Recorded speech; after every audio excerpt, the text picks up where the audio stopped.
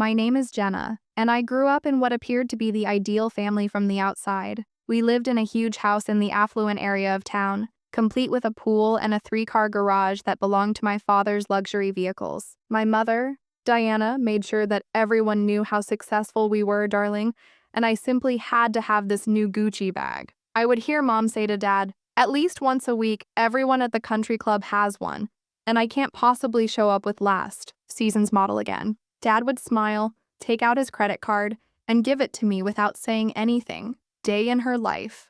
But she sure knew how to spend money. Every month, she bought new designer clothes, spa treatments, and trips to exotic resorts, where she would post endless photos on social media. We went through all of the nannies like Mom did, and none of them ever seemed good enough for her. I remember one nanny in particular, Miss Sarah, who was different from the others. She cared about me more than just her paycheck. She would help me with my homework, read me stories, and even teach me how to bake cookies. However, she didn't last long though, because I caught her wearing one of my silk scarves. Mom announced it one day, but I knew for a fact that Miss Sarah would never do such a thing. We simply can't have staff members who don't know their place. I was 14 when everything changed, and Dad had been working later than usual in an attempt to close a big deal. I was completely unaware of the stress lines on Dad's face until the phone rang one night, and I can still hear Mom's scream reverberating through our marble hallways. Dad had suffered a massive heart attack at his office, and by the time the ambulance arrived, it was too late, and our perfect world started to fall apart. The funeral was a blur of black dresses and sympathetic murmurs, and I stood there numbly watching Mom put on a show for all the guests. She was the grieving widow, and I could see the panic in her eyes, not because she had lost her husband, but rather because she was about to lose her lifestyle. The day Mom walked into Dad's office and sat in his chair, I knew we were doomed. She spun around in it a few times, straightened her designer blazer, and called a meeting with all the department heads. I wanted to yell, "I've learned everything about this business from my husband," but all I saw was a desperate woman playing dress-up. She told the room full of skeptics, "We're going to take this company to new heights." She had never shown any interest in the company and had only ever organized the annual Christmas party. Now she was making grand declarations about expansion plans and market strategies, which she obviously didn't understand. That night at dinner, she couldn't stop talking about her new role. "Did you know, Jenna, that your father had all these complicated spreadsheets? I've simplified everything. Maybe you should hire someone to help run things, someone with experience." "I'm doing great, sweetie. You should hear how impressed everyone is with my natural business acumen." But they weren't impressed over the next few months as I watched. As experienced employees began leaving one by one, Dad's trusted CFO, then the operations manager, and soon even the junior staff were leaving. In the meantime, I overheard whispered conversations about missed payments, canceled contracts, and mounting debts, and Mom began using company funds for her personal expenses, insisting she deserved it as CEO. When I questioned her about it, she simply patted my head and said, "You're too young to understand business, sweetie. Every family gathering became a stage for your delusion. I've modernized everything." James would be so proud. Dad would have been horrified. The last straw was the bankruptcy notice that arrived on a Tuesday morning, just before my 16th birthday. The company was sold to pay off the debts, but it wasn't enough, so we lost everything. Next, I watched as movers packed up our expensive furniture and Mom's designer clothes, and we moved to a tiny house on the outskirts of town, the kind of place Mom used to drive past with her nose in the air. The only money we had left was my college fund, which Dad had put aside in a protected trust that Mom couldn't touch. But that didn't stop her from trying. "Jenna, darling," she would say, "Voice, honey sweet, you know we could use that money now." "No, Mom, that's for my education." Her face would darken after everything I've done for you, and she would give me the money. Silent treatment for days after these conversations, but I refused to let her ruin my future either. The next 2 years passed in tension and cold shoulders, and when my high school graduation finally arrived, she made it clear that she wouldn't celebrate my accomplishment. The morning of the ceremony, she said,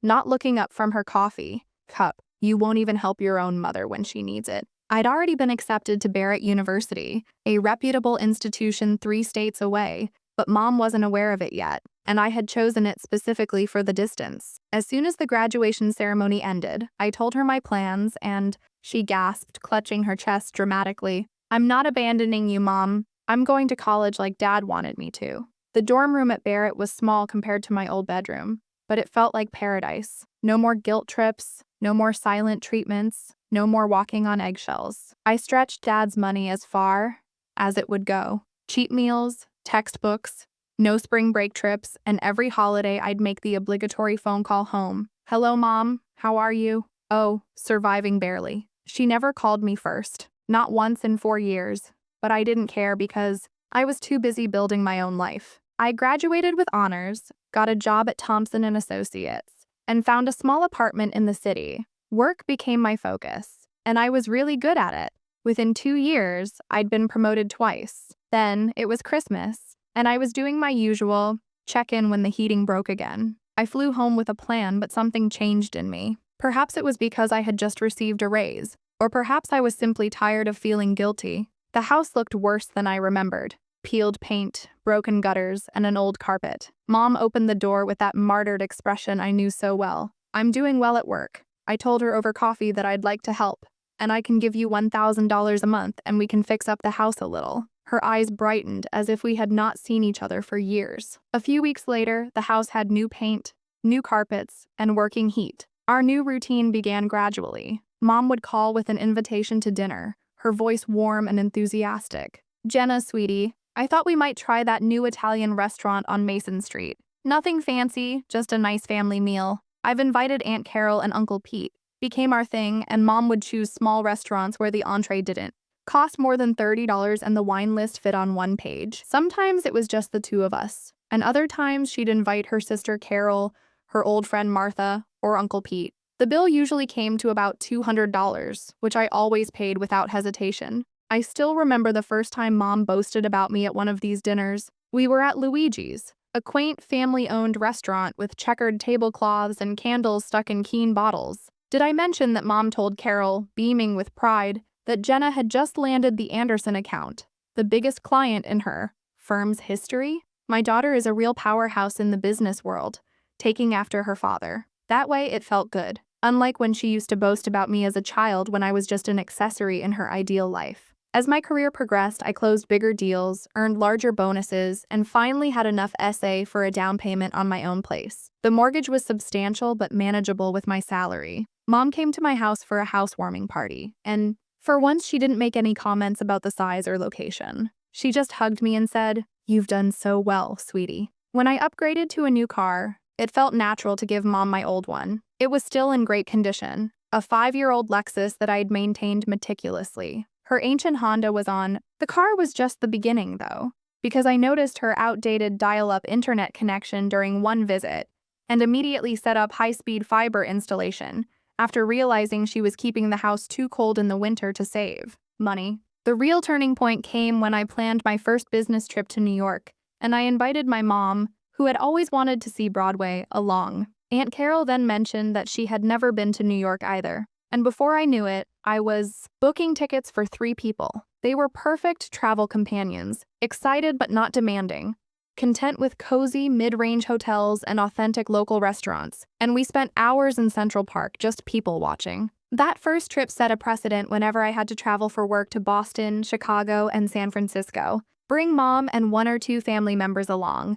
and they would amuse themselves while I was in meetings. We would meet for dinner, and on my free days, we would explore together. They never asked for expensive shows or shopping sprees, though I would occasionally surprise them with tickets to a nice dinner cruise or a musical. It felt like I was finally getting to know my real mother, the person she might have been if money hadn't so drastically distorted her perspective all those years ago. "Jenna, honey, I've been thinking about my birthday next month. You know I'm turning 55, so of course, Mom, I was planning to come down for it. Do you want to do something special?" "Oh yes, I want to celebrate properly this time. It's a big milestone." So I immediately started organizing a nice dinner at your place. I could invite the usual crowd, Aunt Carol, Uncle Pete, and Martha, and we could order from that Italian place you love. "Oh no, darling," she interrupted me. "Don't worry about any of that. I want to handle my own birthday celebration this time." Her tone should have warned me, but I was happy to see her taking the initiative. "Are you sure I don't mind helping absolutely positively? Just show up at 7 Agio. I'll text you the restaurant address." On the day of the event, I flew in early and checked into my usual hotel. Mom texted me an address I didn't recognize, but I didn't give it much thought until my cab pulled up at El Chatao, the most expensive restaurant in the city, the kind of place where the menu doesn't list prices and you have to make reservations months in advance. The room seemed to spin as it dawned on me that Mom hadn't just planned her own birthday party. She'd planned an extravagant celebration that she expected me to pay for without even telling me about it. My stomach churned.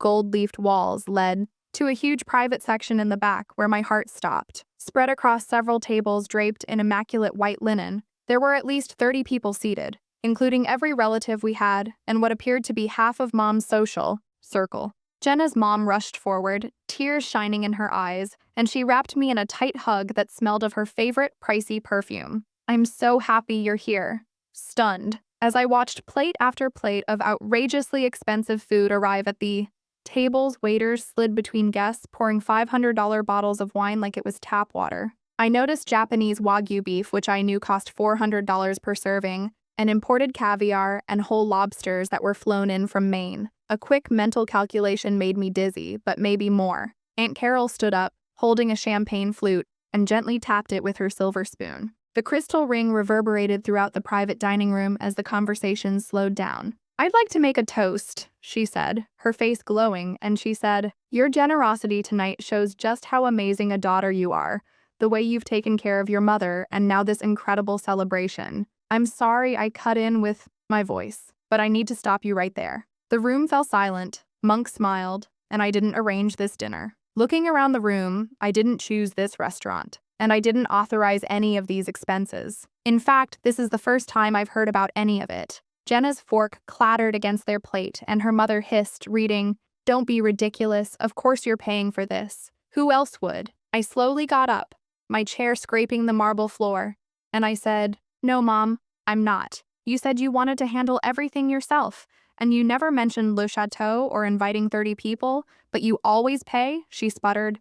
"You've been paying for everything for reasonable things." I pointed to the lavish spread, and I said, "I don't owe you a blank check, you ungrateful." There was no humor in it, like trying to spend my college fund or running my dad's business into the ground. The silence in the room was deafening, so I reached into my purse and took out my wallet, counting out $200. "This covers my pork chop and glass of wine," I said, placing the bills on the clean white tablecloth. "Good luck with the rest." I left, without turning around, my heels clicking against the marble floor like a countdown, and the night air hit my face like a slap as I stepped out onto the street. I hailed the first taxi I saw and directed it to my hotel. As soon as I got there, I turned off my phone, knowing that it would soon enough bring angry calls from Mom, disappointed messages from relatives, and demands for explanations. But for the time being, I just needed silence. I sat on the edge of the hotel bed, hands shaking, and watched the city lights twinkle through the window for the first time in years. I felt genuinely alone and strangely, wonderfully free.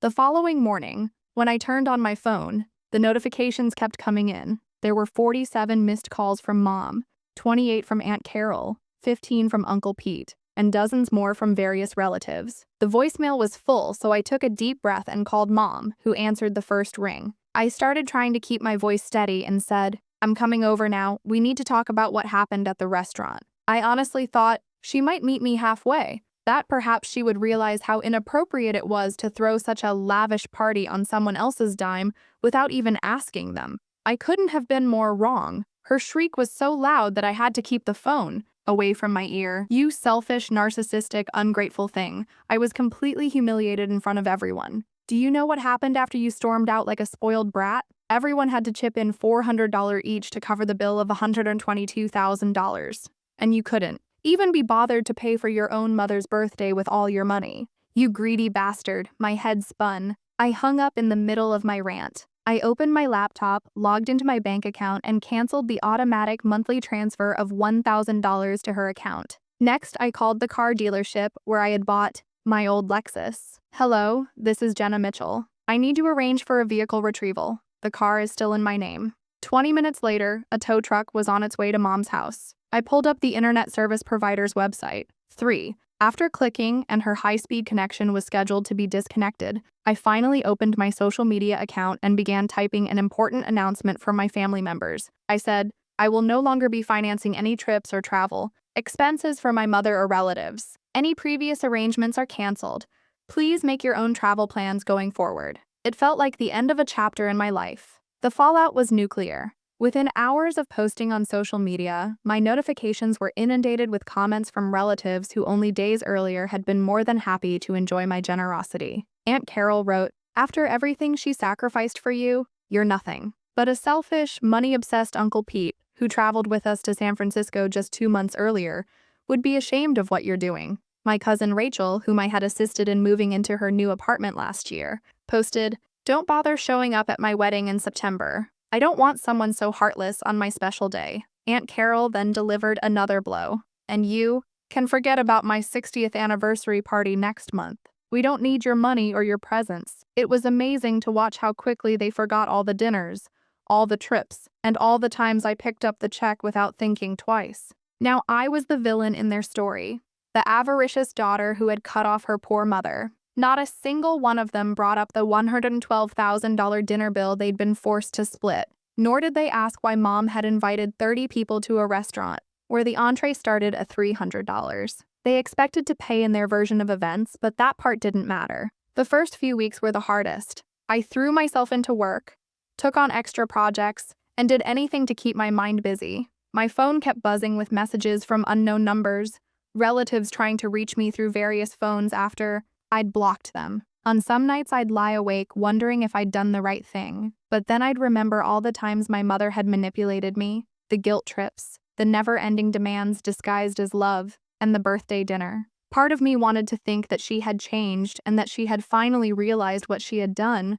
but then I realized that she still hadn't apologized, that there was no acknowledgement of what she had done, and that she was just trying to drag me back in. My life continued, and I got promoted at work, and my salary was more than I could have ever dreamed. I traveled to Europe by myself this time, without any relatives to entertain or demands to make accommodations. Sometimes, through mutual acquaintances or social media, I hear tidbits and pieces about Mom's life. She had to downsize again and move to a smaller place, and she complains to everyone who listens about her ungrateful daughter abandoning her. The relatives all sympathize, of course, but interestingly, none of them have offered to support her the way I did. I miss having a mother. Sometimes, though, I miss the mother I needed, not the one I had. But I also miss the idea of family, not the reality of how my family had turned into a network of people who were all too happy to take everything I had to offer and then condemn me when I finally said enough. Perhaps one day, Mom will have a real epiphany and realize that love shouldn't be a commodity and that family isn't about making money. Perhaps she will offer a sincere apology, not the kind that comes with demands or excuses, but one that demonstrates a genuine understanding of the hurt she's caused. But even then, I might be open to reestablishing a different relationship with clear boundaries and mutual respect.